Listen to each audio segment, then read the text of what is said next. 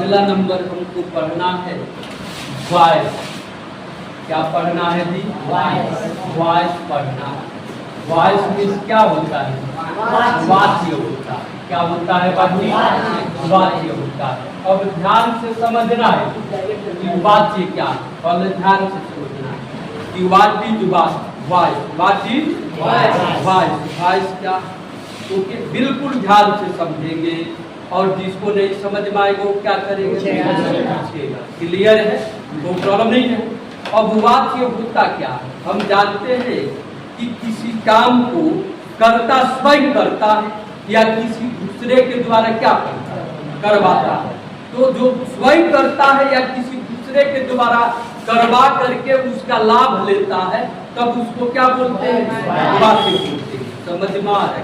क्या बोलते हैं? वाच्य बोलते हैं। क्लियर है?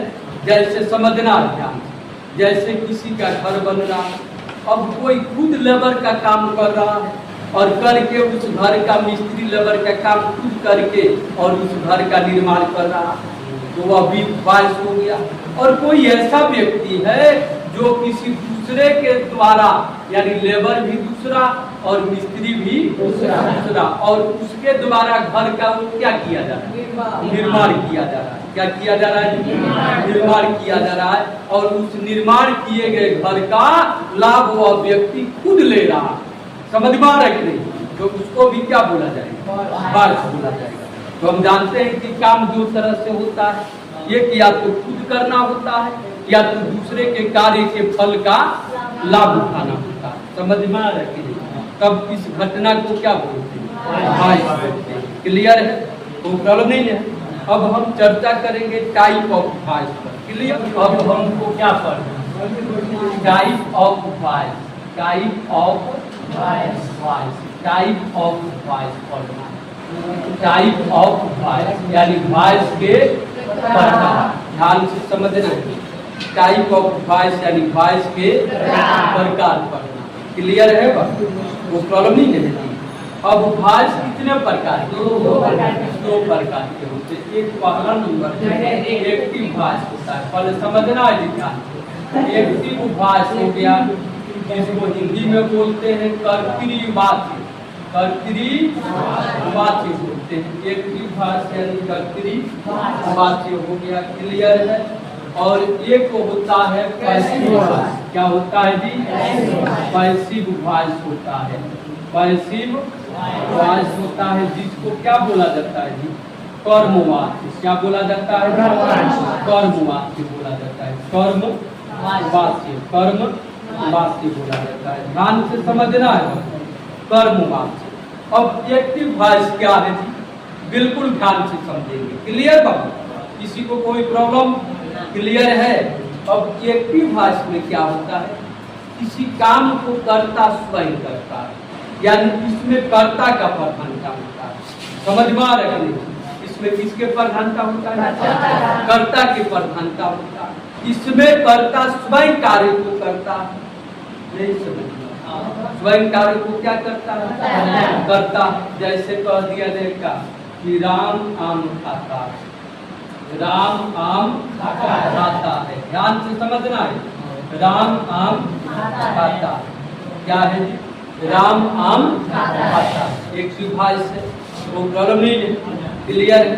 अगला है राम को आम खिलाया जाता है। राम को आम खिलाया जाता है। आम खिलाया जाता है। राम को आम खिलाया जाता है। समझना चाहिए दोनों में क्या अंतर है? समझ में? इसमें जो है कि कर्ता स्वयं आम खाने का कार्य स्वयं कर रहा है। ओके? इसलिए एक्टिव वॉइस यानी एक्टिव वॉइस में कार्य को स्वयं करता है। समझ में आ रहा है?